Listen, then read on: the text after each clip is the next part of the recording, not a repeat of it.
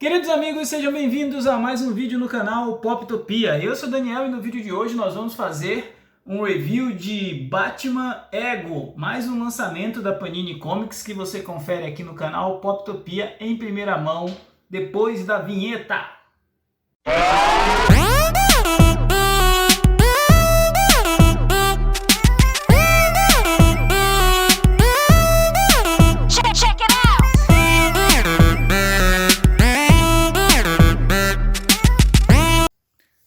Queridos amigos, então vamos para mais um review aqui no canal Poptopia. Dessa vez a gente vai falar de Batman Ego e outras histórias, né? Uma edição especial lançada pela Panini agora no mês de junho, né? Dedicada aí ao artista e roteirista Darwyn Cooke. Muito se falou sobre essa obra especialmente depois do lançamento do teaser, né, do filme The Batman, onde foi divulgado que ela seria uma das fontes de inspiração. Então a Panini anunciou o relançamento e desde então vem se criando grande expectativa. Trata-se de um HQ em capa dura, né, com cerca aí de 220 páginas e custando R$ 84,90. Algumas das histórias que vêm nesta belíssima edição, eu não estava planejado de comprar, mas ao ver esta edição em banca, eu realmente me chamou a atenção porque ela está muito bem acabada, né? Trata-se de algumas histórias, além da já conhecida história do título. Então a gente tem aqui Batman Gotham Adventures, essa outra história é Deja Vu, a história da Mulher Gato, Um Crime Perfeito, Tempo de Matar e uns pin-ups aqui com algumas capas alternativas também, né? Logo de cara a gente tem um texto de introdução pela Amanda Conner e aí já entramos com a capa de Batman Ego, que é a história principal deste encadernado. Acho que o ponto principal de Batman Ego é justamente o fato de ser uma história dedicada à parte psicológica do personagem, né? A explorar o que se passa dentro da cabeça deste homem, Bruce Wayne, que resolveu dedicar a sua vida a combater o crime. Então a gente tem uma história onde o cenário principal é a mente de Bruce Wayne, é o seu lado interior, né? É um ponto de reflexão, mas o evento que provoca essa reflexão acaba sendo uma tragédia, né? Envolvendo o Batman, envolvendo uma pessoa e um caso que ele estava investigando, e isso faz com que ele reflita sobre toda a sua vida, né? A história em si, ela é muito pautada no conhecimento narrativo do Darwyn Cooke, né? O Darwyn Cooke, não sei como pronuncia, mas o fato é que tem alguns painéis onde a ilustração fala muito mais do que os balões, né? E isso chama bastante atenção em algumas páginas da história, como essa aqui, por exemplo, que é de fundamental importância.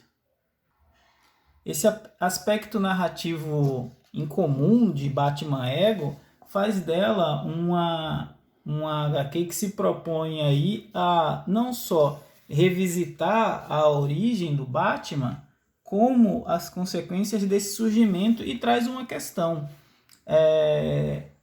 Seria o Batman, inclusive, o principal responsável pelos vilões, pelo surgimento, né, dos vilões que ele tanto enfrenta, que ele tanto evita que promovam violência e o caos em Gotham? Eu acho que é uma das reflexões mais profundas que essa HQ promove, né? Como eu mencionei antes, trata-se de uma estratégia narrativa que esteve envolvido na produção de alguns dos principais seriados da Warner de animação, né? O Batman Animated Series e o Superman também. E ele usa todo esse recurso narrativo e essa criatividade visual que ele tem para construir uma história que serve muito como, eu diria que se a pessoa conhece o mínimo do Batman e leu um pouco do Batman, mas ela tiver acesso a essa história ego e conseguir ler e compreender, ela pode-se dizer que é um profundo conhecedor do personagem, né? É uma história que, se não define quem é o Batman, se não define quem é o Bruce Wayne, dá muitas e poderosas pistas nessa direção. Além de Batman Ego, nós temos aí as outras histórias, né? Algumas histórias aqui complementares. Uma delas é justamente a história que vem na sequência já, uma história em preto e branco, do Batman com uma adversária que é assim conhecida como a Madame X, Senhora X, algo assim, e é uma história clássica no ar de Batman tentando impedir um grande crime de acontecer em Gotham, né? Eu acho que o que a gente tem de interessante nas histórias selecionadas é justamente elas serem pautadas e terem uma narrativa visual única, né? Então é como se a gente as principais histórias produzidas pelo Darwin Cook para o universo do Homem-Morcego reunidas em uma só edição. Então eu destacaria, obviamente, Batman Ego e essa segunda história, que é a história dele com essa terceira história, que é a quarta história do encadernado, deixa eu me corrigir, a história do Darwin Cook com arte do Tim Sale, onde o Batman e a Mulher Gato têm um encontro amoroso, né? E eles fazem um tour por toda a cidade de Gotham enquanto tentam aí resolver as suas pendências.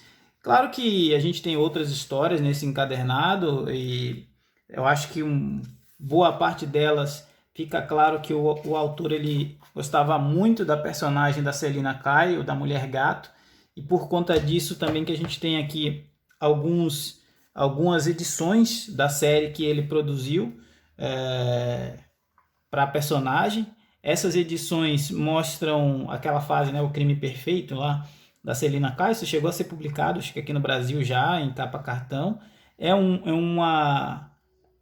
uma história policial de crime, de roubo, né, de grande plano mirabolante. Lembra muito 11 Homens e um Segredo, no caso aqui com mulheres sendo protagonistas, principalmente a Selina, mas ela tem outras coadjuvantes. E vai agradar quem gosta de histórias com essa pegada mais policial e com uma arte aí que lembra, em alguns momentos, as séries animadas, mas com um tom um pouco mais